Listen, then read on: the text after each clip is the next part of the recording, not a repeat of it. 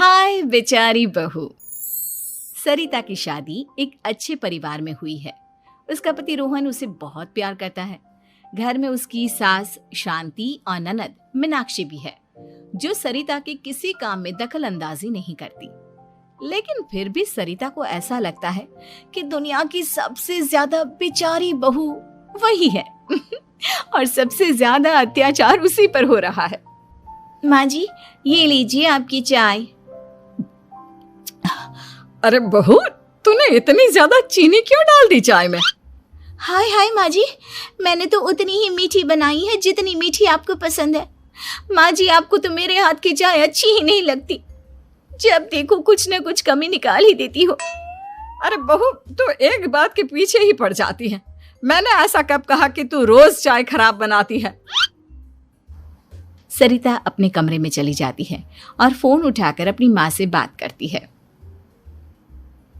Hello माँ, कैसी हो आप? क्या कर रही हो? मैं तो ठीक हूँ, पर तू बता, तेरा मूड कैसा है? तेरी आवाज से लग रहा है कि कुछ तो हुआ है तेरे ससुराल में। अरे क्या बताऊँ माँ, यहाँ तो हर समय मेरे साथ बहुत बुरा व्यवहार होता है। मैंने अपनी सास के लिए इतनी अच्छी चाय बनाई, लेकिन मेरी सास चाय पीते ही मुझे 4 बातें सुना दी। बेटी, तू इतनी छोटी छोटी बातों पर ध्यान ही क्यों देती हो? तुम्हारी सास ने कुछ बोल भी दिया तो क्या हो गया? वो बड़ी है ना तुझसे। माँ ने इतना समझाया, लेकिन इस बात का सरिता पर कोई असर नहीं हुआ। अपनी बेचारी बहू की छवि वो बदलना ही नहीं चाहती।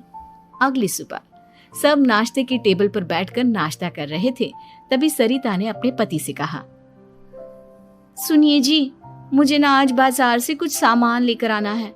आज आप ऑफिस से आने के बाद मुझे लेकर चलना ना। भाभी, मुझे भी कुछ किताबें खरीदनी है। आप दोनों जा ही रहे हो तो मेरी किताबें भी ले आना। लो, अभी तो बात ही की है बाजार जाने की, तो एक फरमाइश आ गई।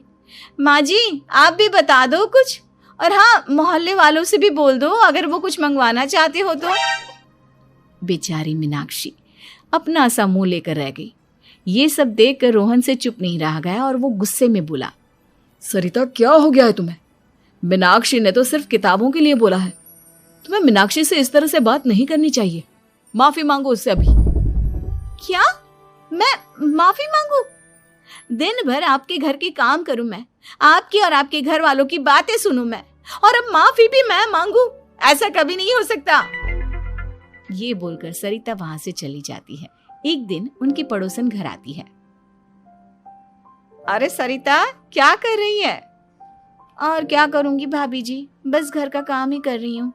आप बताओ कैसे आना हुआ? अरे मैं तो तुम्हारा हालचाल पूछने आई थी, लेकिन तुम तो बिजी लग रही हो। कोई बात नहीं, मैं बाद में आ जाऊंगी।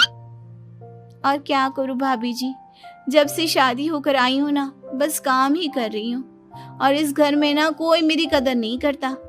पति है जो बस घर से ऑफिस, ऑफिस से घर। ननद को तो कॉलेज से फुर्सत नहीं। बची सास तो उनका सारा समय मेरी गलतियां निकालने में लग जाता है। अरे ये क्या कह रही हो सरिता? तुम्हारी सास तो पूरे मोहल्ले में तुम्हारी तारीफ करती फिरती है कि तुम बहुत अच्छी हो, पूरा घर तुम्ही ने संभाल रखा है। हाँ तो क्या हुआ? इसमें गलत क्या कहती हैं? सच्ची तो कहती हैं। मेरी मर्जी के बिना इस घर का पत्ता भी नहीं हिलता। शाम को जब रोहन घर आया तो उसने सबसे कहा, कल हम सबको मौसी जी के घर जाना है। उनकी बेटी की शादी है। सब अपनी अपनी पैकिंग कर लो, सुबह होते ही निकल जाएंगे।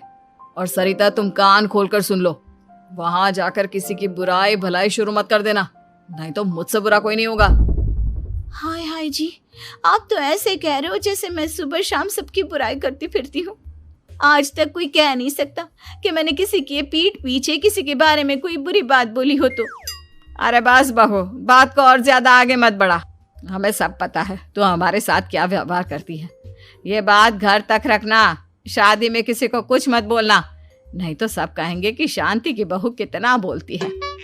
हाँ हाँ, सब कुछ तो मैं ही बोलती हूँ ना। आप लोग तो हर समय फूलों की बारिश करते रहते हो मेरे ऊपर। सारी गलती मेरी है जो मैं इस घर में आई। सबका कितना ध्यान रखती हूँ, लेकिन फिर भी मेरी तो आप लोगों की नजर में कोई कदर ही नहीं है। अगली सुबह सब लोग मौसी जी के घर पर चले जाते हैं। वहां पर शादी का माहौल होता है, सब जगह चहल पहल होती है, बहुत सारे मेहमान आए हैं। सरिता को वहां बहुत अच्छा लग रहा है। वो अपने मन में सोचती है, यहाँ कितना अच्छा लग रहा है, कितनी रौनक है। मैं यहाँ किसी से ज्यादा बात नहीं करूंगी। अगर मेरे मुंह से कुछ ऐसा वैसा निकल गया तो रोहन जी तो मुझसे गुस्सा हो जाएंगी। सरिता ये सब सोच ही रही थी कि वहां रोहन की कजिन साक्षी आ गई और सरिता से बोली, आप सरिता भाभी हो ना? जितना आपके बारे में सुना था आप तो उससे भी ज्यादा सुंदर हो। हाँ वो तो है, मेरी सुंदरता की तारीफ सब करते हैं। मेरे मायके में तो सब यही बोलते हैं कि रोहन जी की किस्मत बहुत अच्छी है जिन्हें मैं मिली। लेकिन आप कौन है? मैंने आपको पहचाना नहीं। मैं रोहन भैया की कजिन हूँ। आपकी शादी पर नहीं आ पाई थी ना, इसलिए आप मुझसे मिली नहीं कभी। शांति मौसी और मीनाक्षी आपकी बहुत तारीफ करते हैं। क्या कहा तुमने? मेरी तारीफ? कभी नहीं। मेरे ससुराल वाले कभी मेरी तारीफ कर ही नहीं सकते। मैं इतनी अच्छी हूँ, मेहनती हूँ, लेकिन उन्हें तो मेरी कदर ही नहीं। सारा दिन घर का काम करती हूँ, फिर भी मेरी सास ना मुझे सुनाती रहती है और पति भी मेरी सास की साइड लेते हैं। ना कभी बाहर ले जाते हैं, ना कहीं घुमाने। अगर घुमाने के लिए कभी बोल भी देना तो उनकी बहन बीच में आ जाती है। मैं कैसे रह रही हूँ उस घर में, ये मैं ही जानती हूँ। सरिता की ये बातें सुनकर साक्षी को बड़ी हैरानी हुई।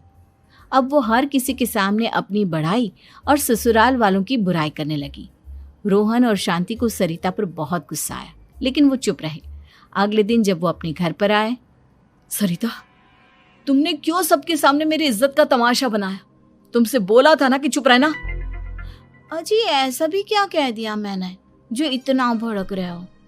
तुम जहां जाती हो अपना रोना शुरू कर देती हो, कभी किसी दूसरे की बात ही नहीं सुनती, बस अपनी कहती रहती हो। तुमने सबके सामने हमारा तमाशा बनाकर रख दिया है। हे भगवान, मुझे अपने पास बुला ले। जिस घर में मेरी कदर ही नहीं उस घर में मेरा क्या काम? अरे क्या करूंगी मैं यहाँ रहकर?